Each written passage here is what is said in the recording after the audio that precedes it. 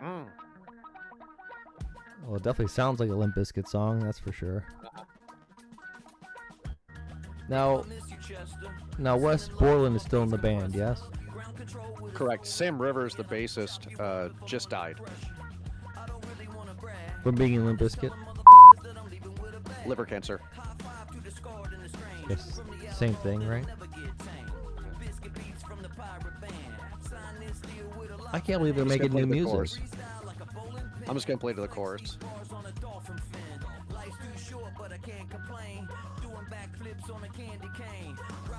I feel like it's the same. It's no nookie. This feels like... do you know who the rapper Riff Raff is? Yes, you showed me him. If Riff Raff made a rock song, this would be close to it.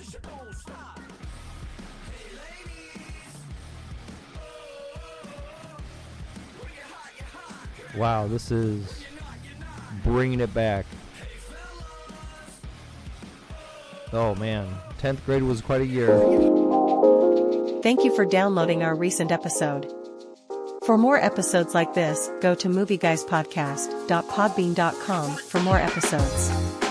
Enjoy the show. Hello, everyone, and welcome to the kickoff of Season 11 of Movie Guys Podcast. We're talking about The Long Walk. What a way to kick off. Eric, how the hell are you doing? I have to admit, I was kind of lukewarm going into this movie. It was one of those few things where I think I got it all from the trailer. Do you know what I mean? Yes, if you saw the trailer. Unfortunately, my wife didn't know what this movie was, so when it hits the fan, she was shocked. Okay. Do you know anything about this book? A little bit. I don't know much.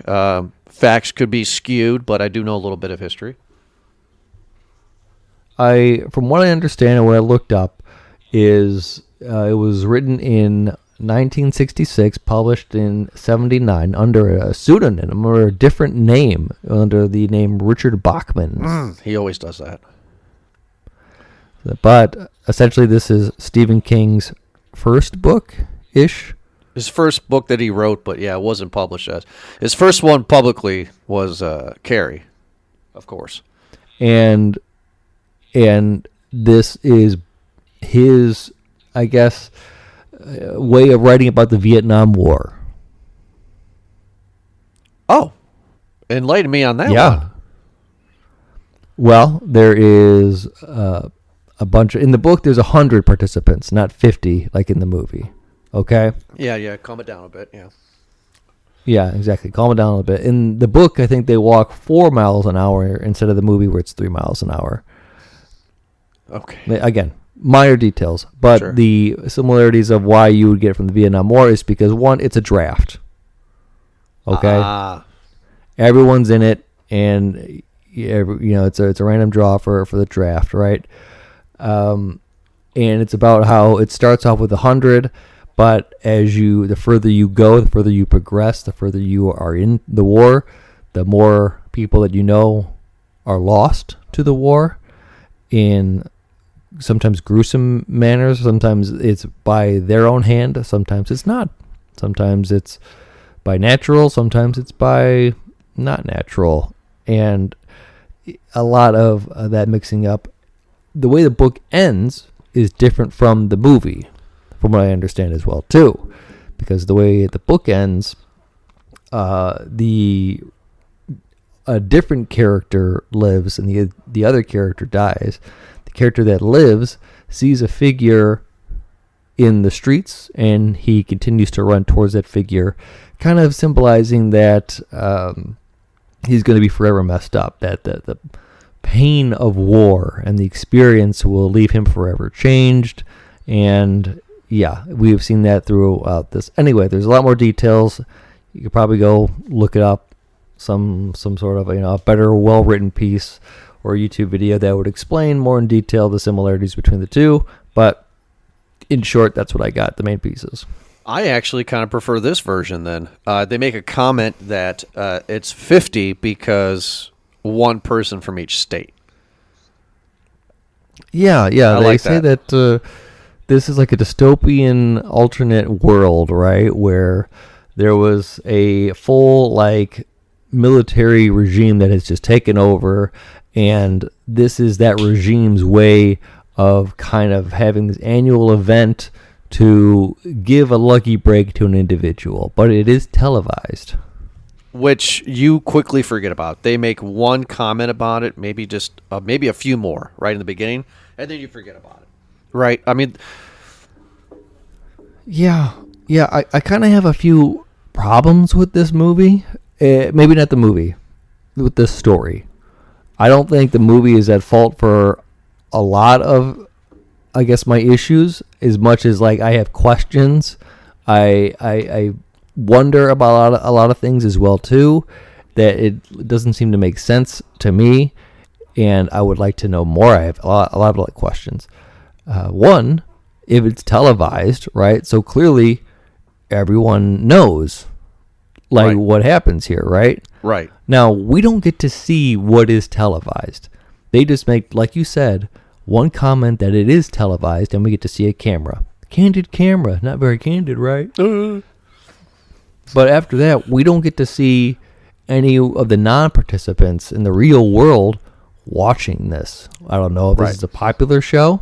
I don't know if this is something where like it's a nationwide event and everybody's watching, kind of like a Truman Show kind of thing, where everyone is just invested into this thing for the result. But either way, this is not the first time this has happened, right? Right. This is not the first long walk. Right. And I kind of So- wish it was, you know. So, like, they clearly know that people die, right? Maybe.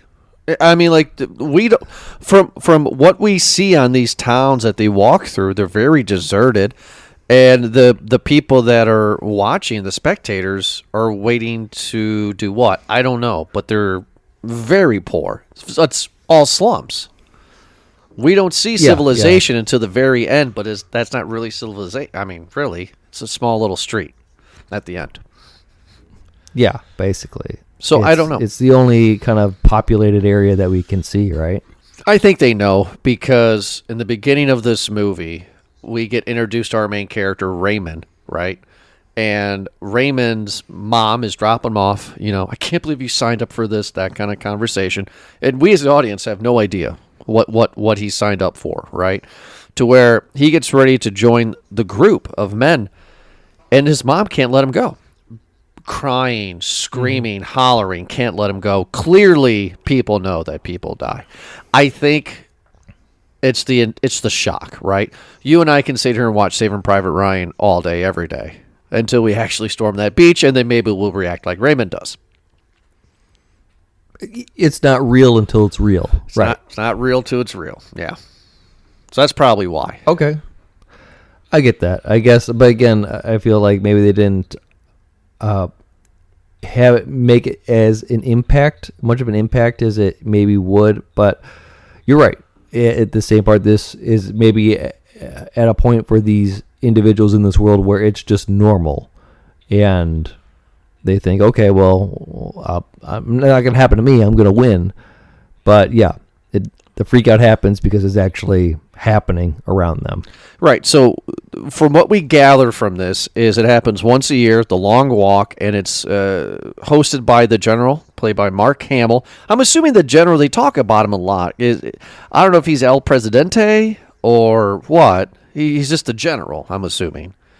It seems like a dictator, like he's kind of dressed up almost like a Castro type of person. But yeah, he does definitely seem like a head honcho kind of dictator kind of a thing. Right, like he's Darth Vader, but there's an emperor somewhere. You know, there's always a bigger fish, right? Yeah, which is curious to me that, again, if this dictator who is commanding fear everywhere he goes type of thing, he seems to just be kind of low-key. Like, he's just running around with, like, a Jeep and, like, 2 or 3 dudes. It's like, if you're the all-powerful man, shouldn't you be posted up in, like, your headquarters, in your HQ somewhere, and I disagree. running stuff. I disagree. I actually like this idea because he's so cocky and arrogant and all godlike, untouchable that nothing's going to happen to me. No. Sure. Absolutely not. Nobody's going to have the guts to do that. I'll tell you this. I did a lot of research after watching this movie and kind of trying to answer my questions, trying to be like, well, what about this? What about this? And then I realized what I was doing, Jordan, and that was trying to find logic and answers in a Stephen King book. Hey, there are some that are great now. Some are good. I stopped right there. Okay. I was like, nope.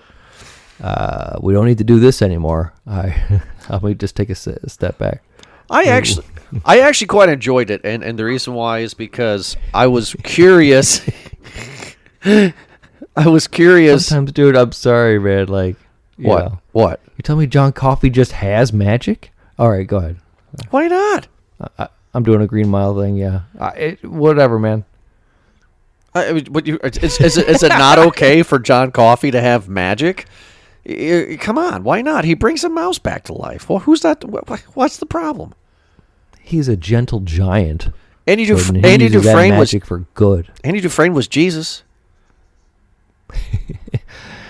I wish I could tell you that he fought the good fight. The sister. I wish I could tell you that.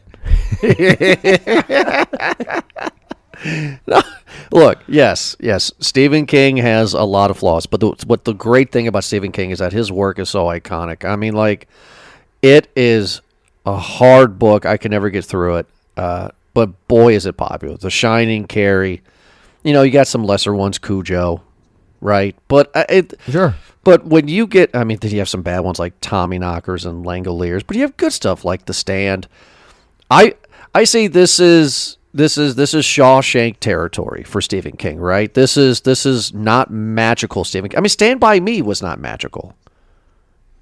No. Stand By Me was very much like a kind of a slice of life type of thing, and I definitely enjoyed that. And you're right. There's a lot of other Stephen King that are not supernatural, that are very much just kind of dark in its element, or just kind of real for the story that's told type of thing. Right. I will appreciate that, again, this movie it was very Stephen King in the dialogue. There is a lot of character development just for it being them walking down the road. You get a lot of, like, you were telling me earlier how this film was supposed to be unfilmable. That's what they said. Yeah. That's what they say. And I feel like they kind of made it work, and it really is because of the dialogue. We got some actors who did a damn good job here, Jordan. I know my boy is back. I can never... okay, here's me trying to pronounce his last name. David Johnson, right? Yes, yeah. Johnson. Yeah. My boy is back here. We last time we talked about him was Alien Romulus. He was a great android in that. He's in this. He's great in this. He carried the movie for me, man. He was very good. He is the movie. And I am very excited to see. We said it in Alien Romulus, and I'll say it again for this one. I am very excited to see what this actor does in the future. I think he's fantastic. Absolutely, I think he's fantastic. So I was happy to see him in this. Guy who plays Raymond, Cooper Hoffman. I don't know. Like, he looks familiar. Have I seen him in anything? No. Licorice Pizza. No. He was in there Saturday night. He was in Saturday Night. Other than that, he's kind of figuring it out a little bit more. He's got some more movies that are coming up, so maybe we'll see him more in that. But I'd say that his breakout was probably Licorice Pizza. Yeah, because I'm looking at all the other guys, and all these guys are up and coming, right? So I'm looking at Garrett Waring, who plays Stevens, number 38. Ben Wang, he's up and coming, right? He did Karate Kid Legends. That's right. So I mean, like, these are up and coming guys, right? This is the new generation. So I was happy to see these guys, because these guys actually all mesh well together. I really do enjoy these guys. I think they did a good job. Looks like Joshua the Native American guy, Joshua Odjick. He did this, and now he's doing Welcome to Derry. Okay, so another Stephen King piece there, huh? Right. So, yes, so I was curious, right? I was curious how this movie was going to be, because this movie will live and die from the characters, the actors, and how they portray them, and the dialogue, because we're going to have to follow these guys for 5 days. And you're going to have to make us care and love them and hate them and be afraid of them and also know their fear as they are experiencing it. I was excited to see how they were going to get me hooked. Like, that was the fun part for me. Was just like, how are they going to do it? And right off the bat, we get Raymond and also Peter just instantly become friends. Just right off the bat, yeah. Raymond shows up. Hey, how you doing? I'm Raymond. I'm here for a secret that I'm not going to tell anybody till halfway through the movie. And then Peter's like, cool. I have a scar that I won't tell you about till the end of the movie. He's like, all right, we're friends. Yep. Yeah, they get along pretty well. Everyone else seems to kind of have this fun banter, right? Hank, number 46, the guy put in Karate Kid Legends. He has some really fun lines in this. He's kind of like the comic relief almost. Right. Yeah, I would say that. In their banter. You have two guys who kind of play the antagonist. Aside from the dictator himself, Mark Hamill.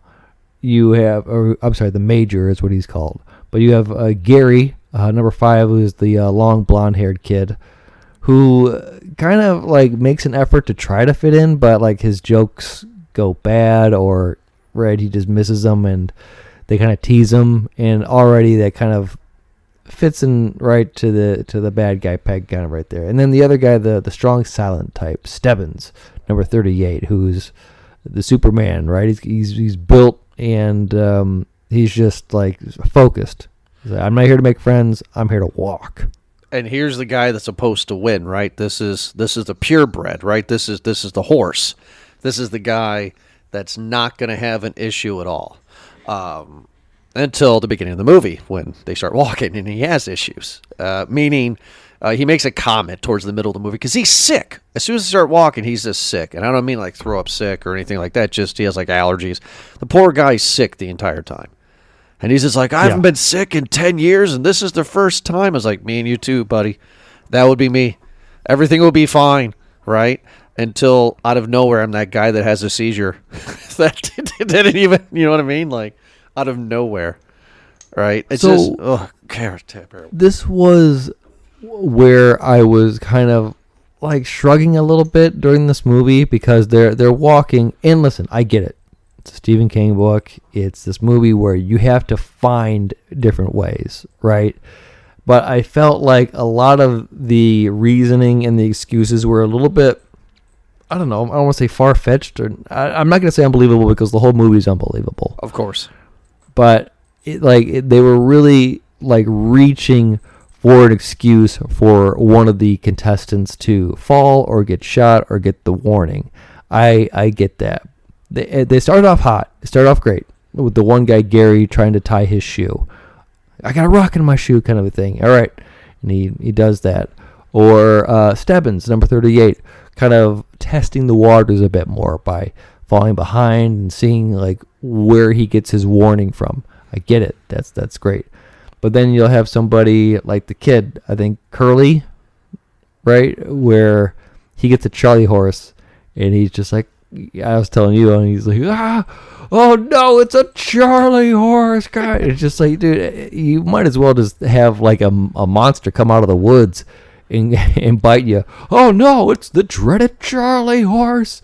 Gah, gah, gah, gah, type of thing. I actually feel the guy's pain. Sure. Listen, again, and I'm being silly about it, because again, like, it's one of those things where I'm sure when you're walking and it's like mile, whatever it is, 20, 30 or something like that, and you feel that Charlie horse, you're probably thinking like, oh, dang, like he's freaking out, because I think he knows like what the inevitable is, right? At this point, that have we already seen somebody, or is he the first to fall? He's the first. The one that kind of hit really hard was Rank, but he's the first. Charlie Horse Guy's the first, I believe. Yeah. So I think that's what kind of makes it real for everybody is when that happens. And they hear that and they go, oh, it wakes them up a bit. And they're like, all right, got to keep on walking kind of a thing. It woke me up. This movie's violent. I mean, he was the first to die, and they love to show us the headshots and how he got shot in the top of the head and it blew his jaw and his mouth out with the exit of the bullet. Very violent. Surprisingly gory, yeah. I enjoyed it. Okay, so let's go over the rules real quick, right? Because from what I could tell from the movie, right? So rule is you have to keep walking at a 3-mile pace. We're going to give you these Apple Watches that show you how many miles you have gone and your speed. If you walk below 3 miles an hour, you get a warning. If you continue, you get a second warning. Third warning is you get killed. You do not stop. No, you get 3 warnings. You get 3 warnings. So 3 strikes, and then you're out after the third strike. That's right. But for every hour you walk, if you have 3 warnings, you gain a warning back, if you will. For every hour you walk after your warning, wipes a warning off of your right. So if your part. So if you have 3 warnings, and then an hour later you're now down to 2 warnings, so on and so forth. Correct. Yes. You do not dare to stop for anything, nothing. The military follows you along, and they do refill your canteen if you want it. Yes. And that's it. I'm sorry. You cannot walk off the road. You walk off the road, it's instant kill. Instant kill. So that's what we got going on. And Charlie Horse Guy was the first one. I mean, that's pretty obvious that was going to happen. And then I think it was it the Seizure Kid or was it Rank? I think it was the Seizure Kid next who got it. Yes. Yeah. And then Rank. And that's where the long hair guy was making fun of him, saying, your name's Rank, oh my God. And the kid just didn't want to deal with him anymore, so he tries to swing a punch at him, and they're getting warnings and warnings to the point to where the kid just gives up, or the kid gets too many warnings. Falls down. He falls down. He got like 2 warnings for trying to punch the guy, and then he fell down on the road. Got some road rash too, like it. Oh, that's right on his face. Face screwed up. Yeah, type of thing. And he was slow to get up. In that slow to get up, he got the 3rd warning and his ticket. So along the way, this is where we get the 4 Musketeers, right? This is where we get the guys that form friends. We got Raymond, Peter, Arthur, and Hank, right? Those are the 4 buddies. Yep. Stebbins, he's interesting because he barely says anything in this movie throughout the whole walk. He's just always in the background kind of lurking. Everybody else is no names, right? Nobody, it's just guy 1, guy 2. They're red shirts, buddy. Yeah. Yeah, just that's all there's. So we care about these 4 guys and what these 4 guys represent. And they go through the first night. Before the first night, this movie also wants to really hit home and show us what it's like to defecate while you're walking. Because that's a pretty common question. They show characters doing both. Like, right. That's going to be a question that people have while watching this. Well, how do they go to the bathroom? And they just keep on walking. Yeah, they keep on. Well, they don't, right? I mean, they do and they don't, right? So he just squats down. That poor guy, he got it next. What a way to go. You're having explosive diarrhea and you still get shot in the head. What a way to go. Yeah. Now, apparently in the runner culture, this is a common thing. Oh. I don't know if you know that, but in like marathon runners. Okay. So this is a thing that's, if you run a marathon, of course, whoever's putting on the marathon, they try to like have like Porter Johnson set up for you, stuff like that too. But there are people who are committed, Jordan, right?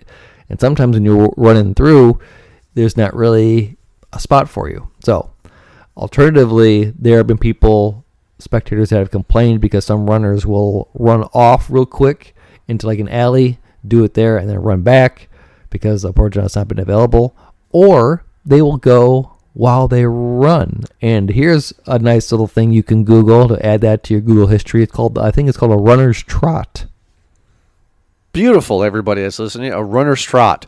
So now, of course, I've not been put in this situation, and I'm sure if I was put in this situation, I could do it. But Jordan needs to relax. Jordan needs to read a magazine. I can't do this. Here we go. Oh, there we go. Runner's trot is a term for... No, never mind. You can Google that on your own, everybody. Absolutely. Pictures are included.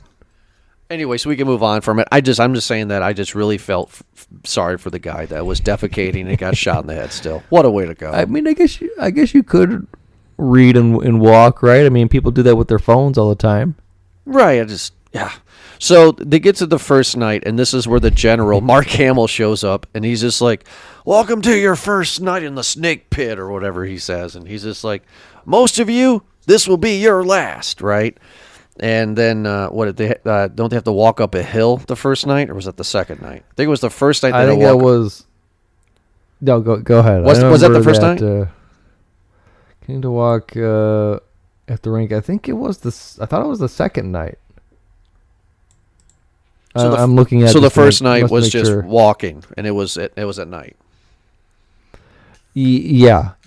So it was a rough one, but I know that that uphill one is where I think the most people died, right? The uphill one is, right? But no, because maybe because I believe it was the first night, and are you saying that the first night was just a regular night? There was no uphill, right? It was just a regular night. I thought so. Yeah, it doesn't really say in the plot summary here, but yeah, I thought first night was just kind of them doing their trial. But again, we have 5 nights, right? So I thought the second night was them doing uphill, and yeah. Well, one of the nights again, it was one of the nights because it doesn't matter. It's either the first or second one because now I'm thinking it might be the first, but it doesn't matter. Well, the reason why I'm bringing it up is because the next day. This is where Peter and Raymond really kind of bond. And I think it was Raymond that said to Peter, how many people did we lose? And Peter's like, we lost 14 last night. It's like, oh my God. Like, just walk, right? So how do they do the cleanup, for both the bodily fluids and for the bodies? Like, I don't think they do. Huh? They don't. That's the way I took it, because they would shoot them, and then the camera just loved to pan on the dead body while they continue to walk. I'm assuming they just leave them there.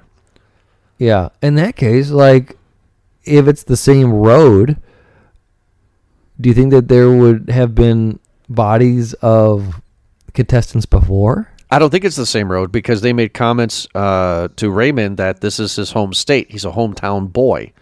Oh, you're right. So they probably go to different states every year. Yeah, you're right. Okay.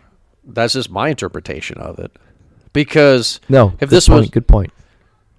Like, the reason why I'm thinking that way, though, is because, like, if it was the same route and this is televised, people would be smart by now, right? Like, let's say this was the 50th one. Like, okay, same route. I know where this is. I know where that is. Like, somebody could really study that. So there's the other part, is that there were some characters who said that, like, their public records to how the walk works. So one guy was trying to write a book about this from, like, the view of the walker kind of a thing, and really give a perspective on what it's like to do that.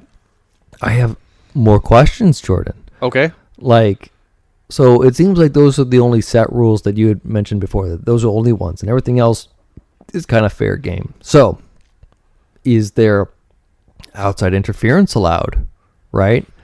If I'm walking, can I have somebody from my hometown meet me 50 miles down the road and, like, give me a new pair of shoes, give me new socks, give me more food or something like that?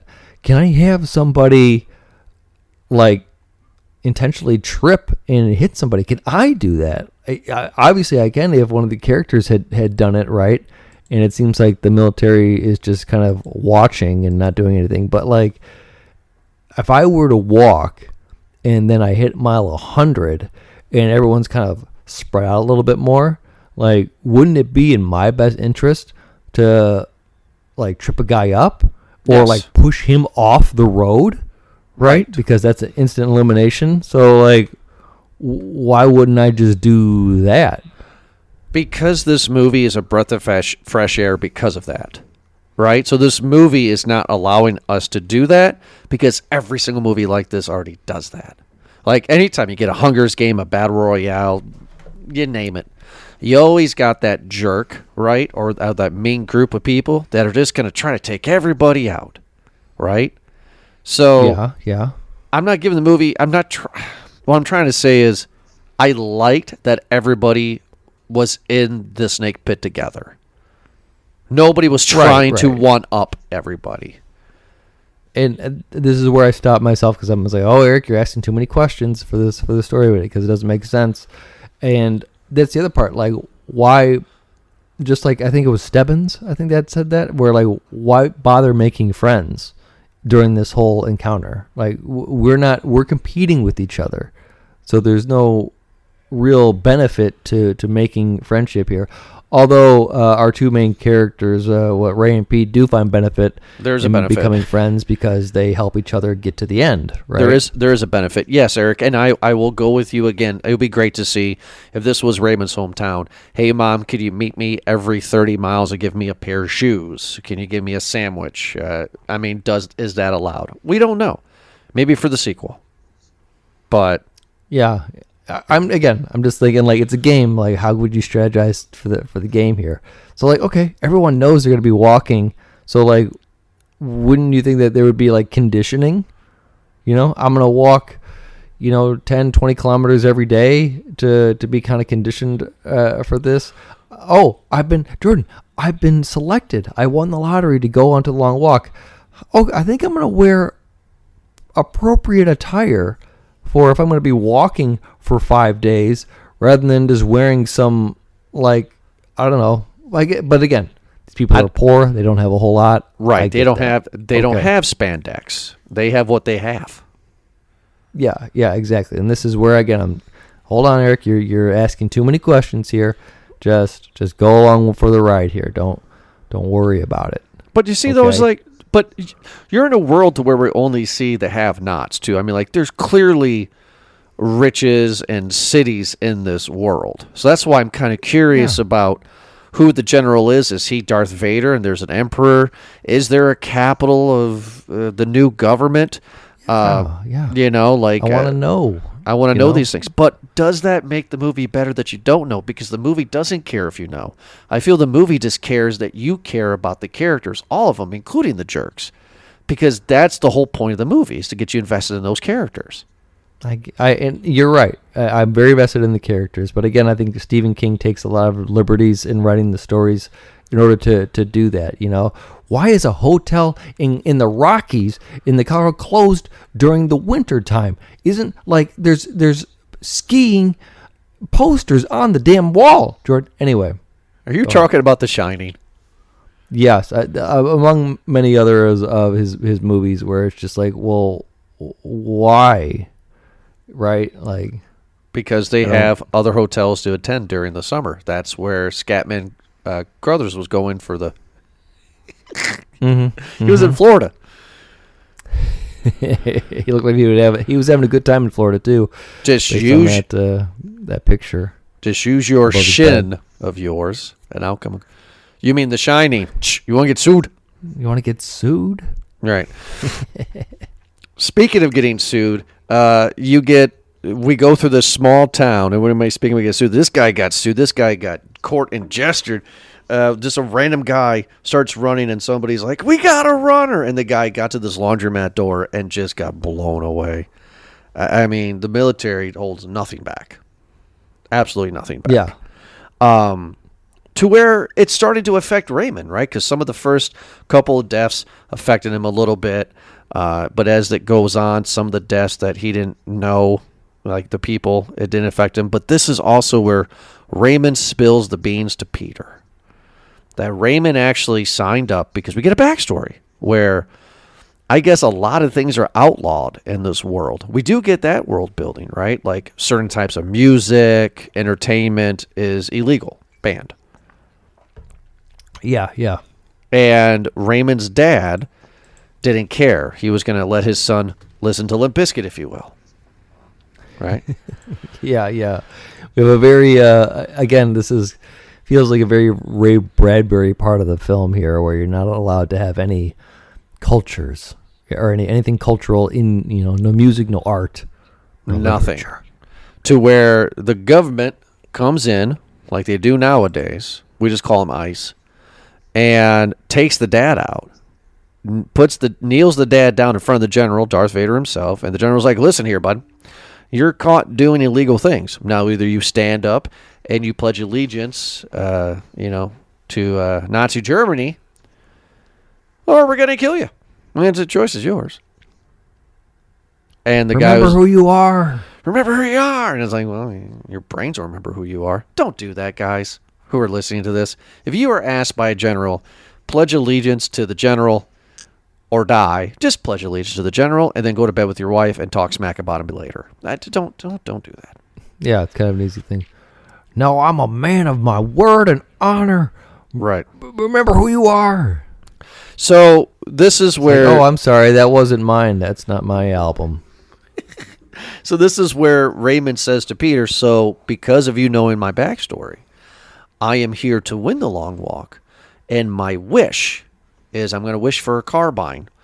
Why don't they just say rifle? But he's going to wish for a rifle so he can murder the general.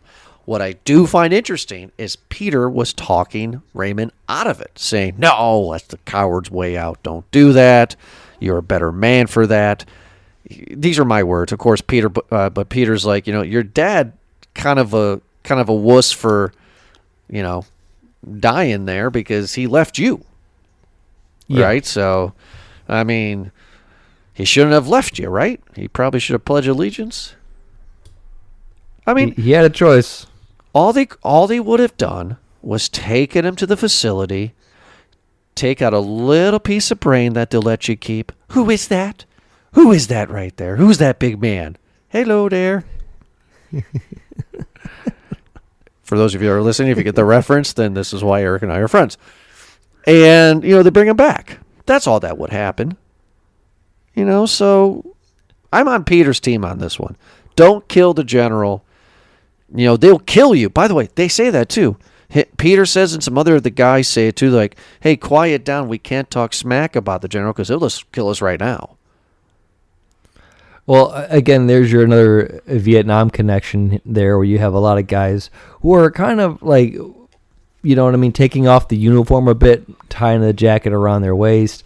The one guy was playing the music, and you had all the guys basically walking down the road, just, middle fingers in the air going, F the man, basically. Right. F the people in charge who put us in this position, and this is why we have to do this. I enjoyed, not necessarily this part, but a lot of the conversations that Ray and Pete had, a lot of them were very kind of deep and philosophical. A lot of commentary about what the situation was, kind of a thing. For instance, when it's like, what are you gonna do? I want to do good with the money. It's like, right. Have you ever known anyone to win this? Have you heard from them after they won this? Are they doing good after this? Are they helping the people? No. Everyone who's won this, we've never heard from, right? And then that's a great commentary. Or what was the other one that Ray was talking about? How nobody enters in on this lottery. Yeah. You are chosen. You're selected. Yes. Yeah. Exactly. You are picked. I like to think that I like to think that they do win, and they just put them in an area in the country where it's kind of like in Hunger Games, they had winners row, right? Like these nice big houses where the winners hang out at, because yes. Communication is not happening. I mean, there's no cell phones. So this is why I don't really like that comment that Peter or whoever you said made, because the guy who wins in California's long walk, he's in California. These guys are on the East Coast, right? Yeah, and again, there's So how would they that know? lack of the world building, just like you had mentioned before, where it seemed like they're restricted on a lot of their communication, of their technology, of their access to knowledge of what everyone else is doing. So, yeah, it could very well be that the winners are put purposefully into seclusion, or whether it be by their choice, or by the regime's choice, right? Right, absolutely. Maybe they die. Yeah, I just don't believe. Yeah, I mean, like for this world, for this movie, for everything that the guys have to go through, and they say they've done many walks, not these guys, but there's been many walks.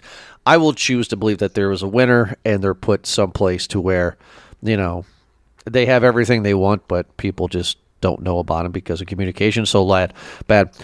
This is where we get night 2 or night 3, where they're walking uphill in the rain and all that stuff. This is where the guy who's writing the novel, breaks his ankle.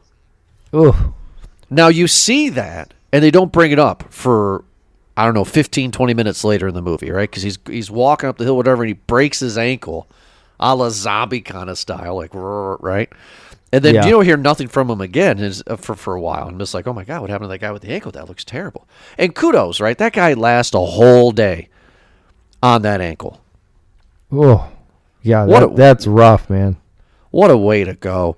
And then this is where also, what was his name? I'm bringing his name up again. This is where Hank, number 46. Hank looks terrible throughout this movie, right? He starts off strong, but as it goes on, he just looks sluggish, pale. His eyes are drooping. He's messed up right off the bat, and he gives up. And we find out that he's the only one of all of them that has a wife, and her name is Clementine. Oh God, this might have been one of the most heartbreaking deaths in this movie for me. There's a lot of good ones. I'm not just trying to say that one is worse than the others, because that's on you. But this one, the way that he had the plan, the way he was going to do it, and yeah, at this point you were starting to see the mental and the physical exhaustion that's just beating these guys up. But the way that he kind of collapses and he screams, "I did it wrong." Oh my God. Oh, it was great too Like- because they shot him in his stomach, and they're like, "You can't help him." They shot him in his stomach. He's gonna bleed out to teach us all a lesson. Yeah. Oh my God. Right. It was gut wrenching. Literally, but Literally. you knew he was dead because he made a comment on the day one. They're like, "Are you chewing gum?" And he's like, "Yep." As soon as I can't chew the gum anymore, I'm dead. And then in the day, he realized the gum's done. Yeah. So, Exactly. he That was realized- his superstition. Right. Yeah. Um. Yeah. I Now think we- this is where, because the characters who are left are the ones that we have grown to know. Grown to know a lot. So this is where the long hair guy is spazzing out. In my opinion, the most beautiful shot, right, cinematography wise in the movie, right? When they're walking, it's like it's a weird time of day, whatever day but it's like a fog kind of. You're right. It's fog, but then it's sunny, and then it's fog, and then it's sunny. It just looks weird. I liked the way it looked. And this is where the long hair guy was just like hitting himself in the head, just upset because he's realized that he's made a lot of stupid jokes and he's alienated himself and pissed off a lot of people. And all the guys were like, besides him, were like, "Hey, if one of us wins, we're going to give our money to Clementine," right? And then that's where the long hair guy was like, "Hey, Raymond, nobody asked me." And Raymond could tell. Raymond could tell just like we could tell this guy's gone, right? And he's trying to help him out and stabs himself multiple times in the throat In the neck. Yeah. Jeez. with, I don't know, a What way to spoon. go out. This is Gary. So this is kind of one of our, like you said, the problematic characters. I had actually, I don't, not to say that I didn't like this guy, or like, oh, I hate him kind of thing, as he's meant to be. I felt bad for him the entire time. I felt like this was a guy, Gary, who's completely just been misunderstood the entire time, and all he ever wanted to do was fit in, right? Is just to kind of maybe find a home or something where like he could get along and have something. And it doesn't seem like, despite his best efforts, it ever succeeds. And he's always just a screw up, and you can tell that it's in his head. And he's just like, I'm such a screw up. I'm a screw up. I'm a screw up. And eventually he's, collapses, and he's just like, I'm such a mess up. Everything around me. And yeah, kind of a very misunderstood character. And I really did feel bad for him all the way through. I felt bad for him. And of course, there were some moments where I'm just like, what's going on, where they're walking and some random guy behind them out of nowhere, when the pack was bigger, takes off all of his clothes and runs over. I'm just like, what? Does he smell toast? Like, what's happening? And they just exactly. blow him away. He just lost it. Now, what happened to the Native American guy? Because my sad death was Arthur. But number 48? Collie Parker, the Native American guy, how did he go? He went after long hair guy, did he not? Collie, I think, was when he was talking to Ray and kind of Peter a little bit more. He was getting to his end, but he was getting, I guess, in a rage because of these guys. He couldn't relate to him, or like the sympathy. You're at home, man. I'm homesick. I'm homesick too. You're at home, man. What are you talking about? And he gets really angry. He gets raged, and he's the position that he's in. He attacks one of the riflemen and steals his gun. That's right. And shoots the soldier. And obviously the other soldiers are quick to shoot him, but not kill him immediately. So he's just kind of slowly dying on the road.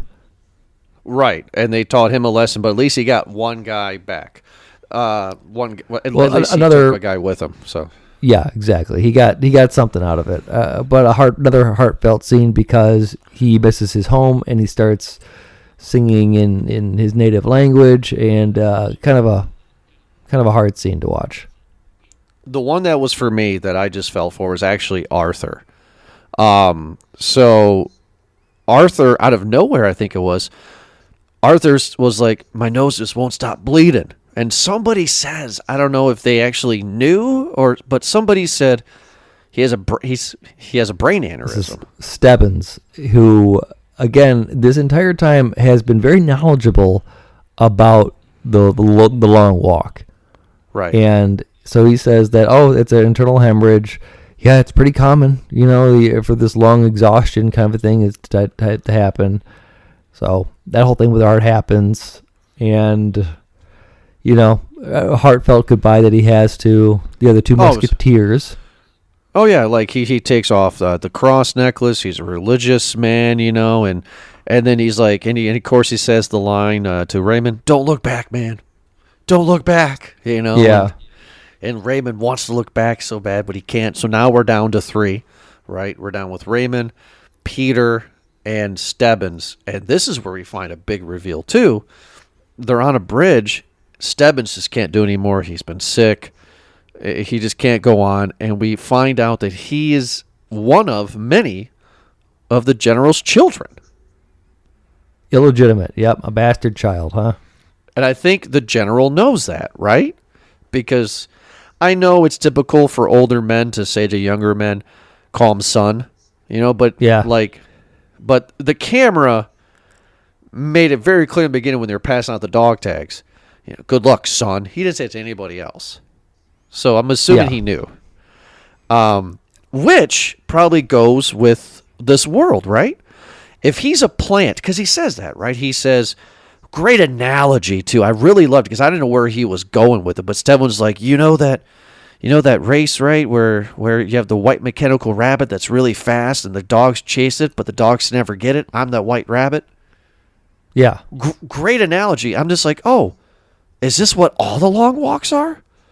Does every long walk have a plant that's already a white rabbit that's going to make it? And then since they're the general's kids, they're going to live in the general's palace? Is that it? That's a good theory, yeah. Because it seems like it just seems like from what Stebbins was saying is that they always put a white rabbit in the long walk.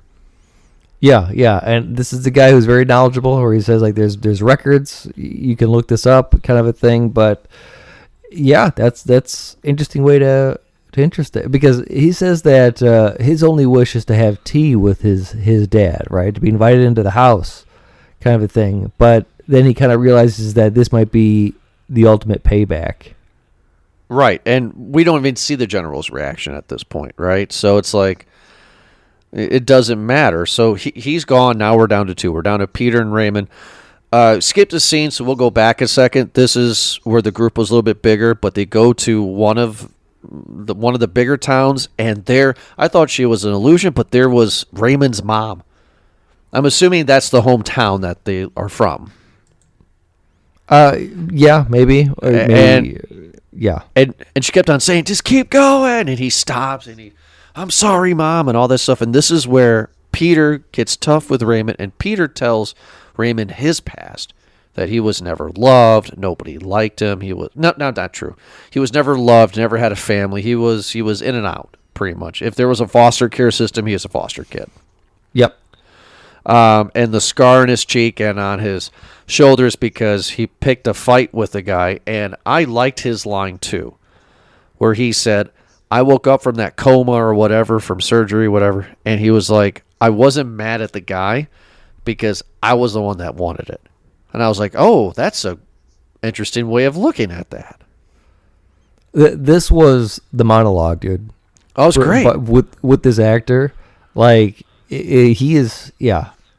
Where I was already sold before, because obviously he's a very good actor, but then that monologue happened, you're just like, man, dude, this guy is legit. This guy's up and coming. Love this guy's actor. it. Yeah. Yeah. I mean, I'm excited to see what he's going to do. So now we're down to two. And who's it going to be? Of course, the movie's telling us we want it to be Raymond because he wants the revenge on the general.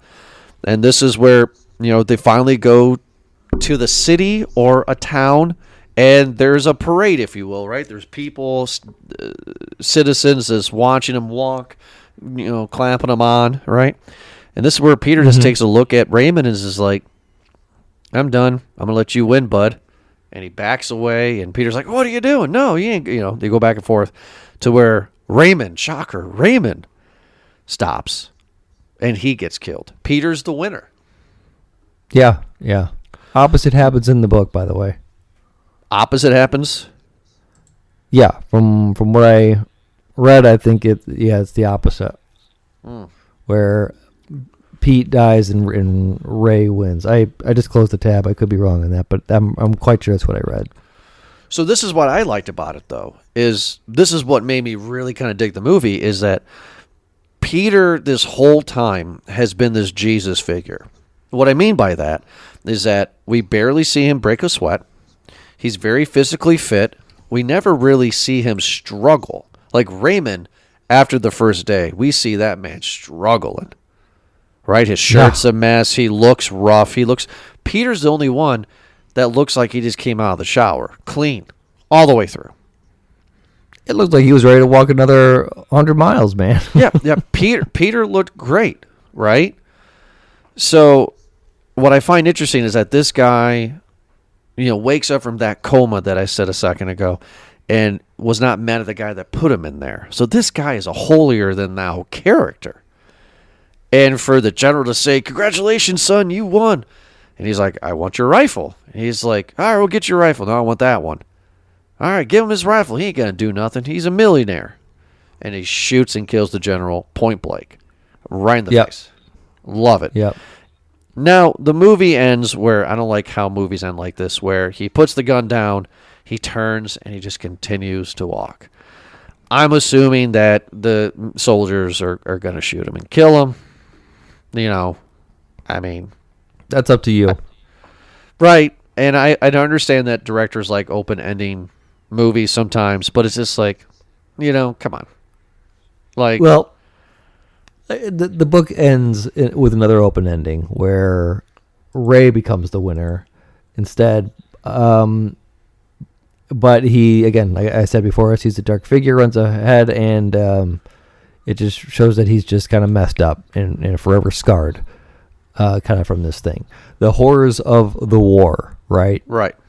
You're supposed to go back to your normal life now after you've just experienced this horror, and it's not going to happen. You're not the same person. So I think that he gets killed by the military. What's your opinion? Where do you think? How does it end when the camera turns off? Oh, if you thought that far. No, I didn't. He becomes the new dictator, and he has a new regime. He takes over, and they don't have the long walk anymore. They have the short walk, and it's a fundraiser to help all of the poor people, and everyone lives happily ever after. How do you like that? Calls the regime the Pete's. Everybody's Pete. Hey, Pete. Pete and Pete, if you will. Hey, Pete. Yeah, exactly. So, okay, popcorn rating time. I asked my wife what her popcorn rating was. She said a medium. She said, what are you going to give it? I said, I don't know. I really dig this movie. Like, very, very good in the camaraderie. There is some fantastical stuff that's not. I mean, walking 5 days straight is absolutely ridiculous. But I'm going to give the movie that because that's the movie, right? But what really got me was just the actors.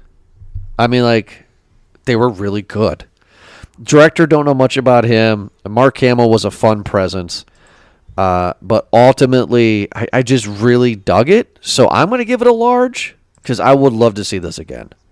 I don't know if this is the first review of the new season. I don't know if it's the best film we're going to review, but I really did enjoy this movie a lot. It's not funny that because the director of this movie also did The Hunger Games, which is pretty similar. Makes sense. As far in the theme.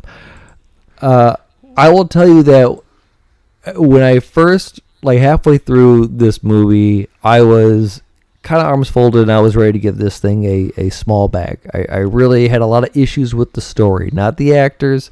I feel like they could have done more with maybe the camera work, not cinematography, but the actual just like moving of the kind of the camera.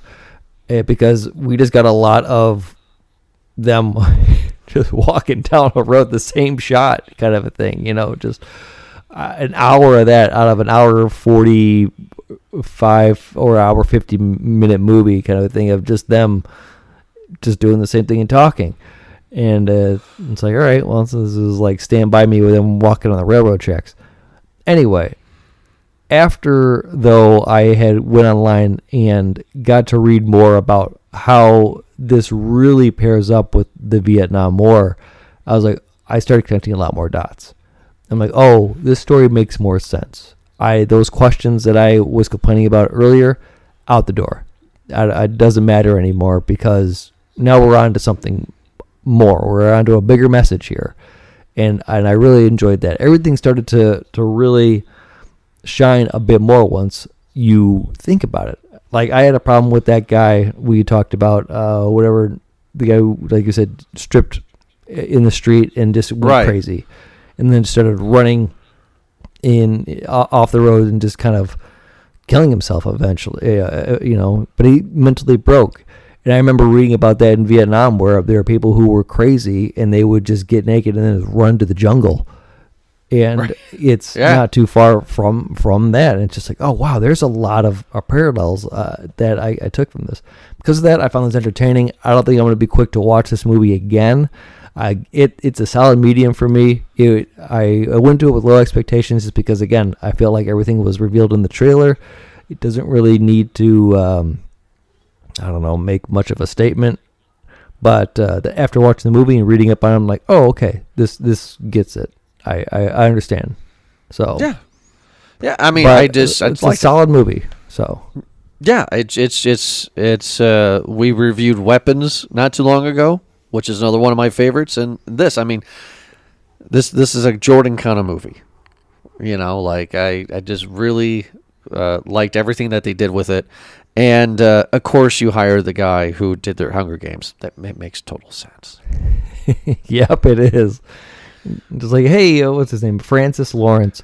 It's like, Francis, you remember those movies you made? All the Hunger Game movies? Do that, but with people walking. That's all I need you to do. I can do it. Before we leave, I am curious, just to be curious here on this, with the long walk. I'm curious on everything on this, on the budget. It made its money. 20 million. And it made 54. This movie cost 20 million? Really? Yeah. Okay, probably Mark Hamill's salary. I mean, okay, 20 million. I don't think this movie's 20 million. But 54 million made its money back. Okay. Yeah, good point. I don't know how this movie could be made for 20 million. I feel like bigger movies have been made for less. Yeah, David Johnson, our guy, he's 32 and he's from London. Have we got anything that's coming out next? Give him the BAFTA. Alien 2, excuse me. He's also doing a movie called Waste Man. So he's new. 1, 2, 3. He will be. He's going to be playing Sammy Davis Jr. in a movie called Scandalous. That would make sense for him. Long Walk was his 4th movie. Him and Cooper Hoffman will both be in a movie called The Chaperones. Although this appears to be rumored right now, so we'll be hearing more about that. But yeah, I'm looking forward to more of his projects. I am too. Yeah, keep a lookout for him. All right, everybody. Well, thank you so much for listening to this most recent episode of Movie Guys Podcast. You can check us out every Thursday at movieguyspodcast.com. Of course, wherever you get your podcast from, we are on this platform. If I had $1 for every time these past 11 years I've said the word podcast, I would not do a show anymore. You retire. Yeah, 100%. 100%. Eric, thank you so much for joining me, and thank you for 11 seasons. We'll be back next Thursday for another awesome episode. Have a good night.